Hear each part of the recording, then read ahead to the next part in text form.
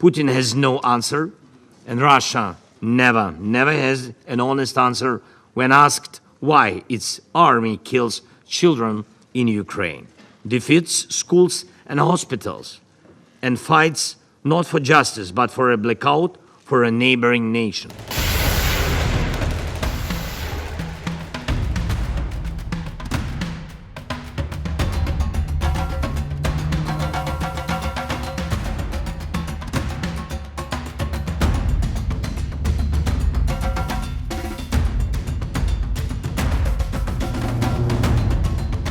One day in this hall, it will surely be said that Russia's war against Ukraine has ended, not frozen, not paused, not forgotten, truly ended. And this will happen not because someone got tired of the war, not because someone traded something with Putin.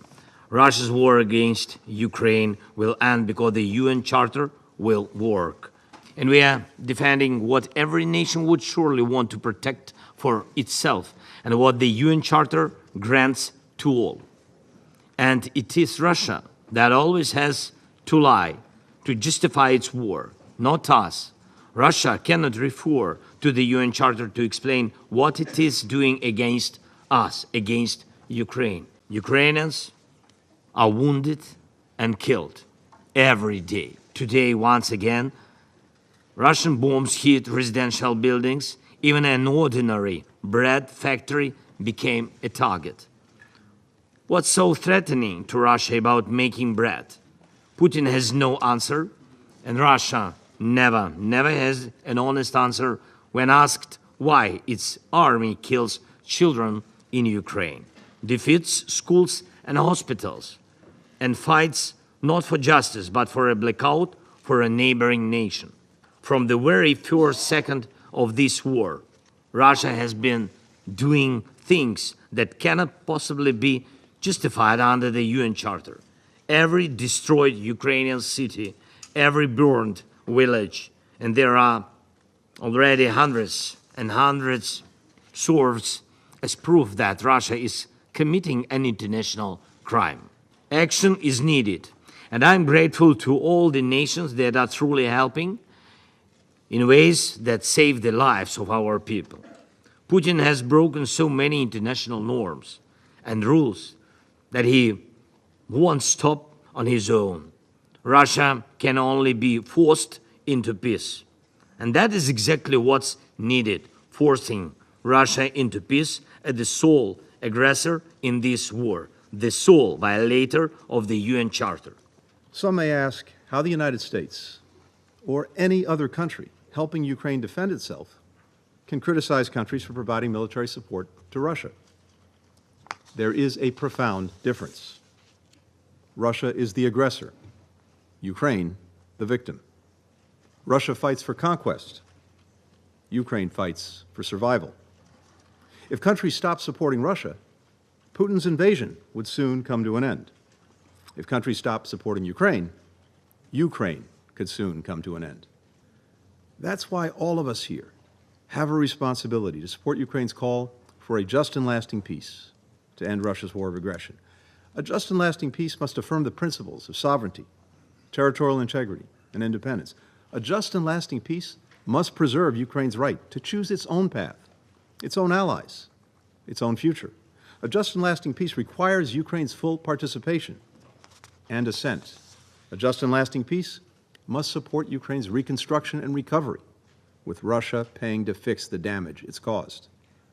A just and lasting peace must address both accountability and reconciliation. Russia sits on this council, but its actions tear up the UN Charter. Russia sits on this council, but over the weekend we saw it put forward amendments designed to wreck the UN's future. Russia claims to stand for the global south, but it runs roughshod over international law. Vladimir Putin, when you fire missiles into Ukraine hospitals, we know who you are. When you send mercenaries into African countries, we know who you are. When you murder opponents in European cities, we know who you are. Your invasion is in your own interests, yours alone, to expand your mafia state into a mafia empire, an empire built on corruption, robbing from the Russian people as well as Ukraine, an empire built on crushing dissent, courageous opponents like Navalny, an empire built on lies, spreading disinformation at home and abroad to sow disorder. In this week, when I'm here talking to other partners around the world about our shared futures and the future of the UN, Russia is trying to return us to a world of the past, a world of imperialism, a world of redrawing borders by force, a world without the UN Charter. We cannot allow this to happen. Ukraine's fight matters to all of us. Russia's war against Ukraine is a clear black and white situation. Russia is the aggressor and Ukraine is the victim. We are not going to call Russia for coffee. Instead, we call them to accept President Zelensky's 10-point peace formula, which has wide international support.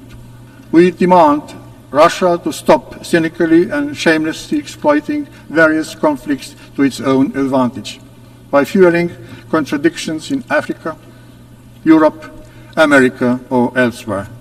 Russia attacks the coherence of our societies and generates instability. Misinformation is a widely used weapon for this purpose. We have to act decisively against systematic spread of lies. We must ensure that the global order remains resilient in the face of aggression, especially when the aggressor is a nuclear weapon state and a permanent member of the United Nations Security Council. Russia tries to tear down what has been built by all of us. Russia tries to rearrange the international system that only benefit aggressors. Having endured 50 years of Soviet occupation, Latvia deeply understands the value of freedom and independence. Russia must bear full legal and financial responsibility for its aggression. We must spare no effort to ensure comprehensive accountability for all crimes committed by Russia in Ukraine. It is crucial to support and strengthen institutions that investigate and prosecute these crimes, provide justice for victims, and uphold the rule of law. Subscribe to our YouTube channel. Hit the like button and press the bell icon so you don't miss any of our videos.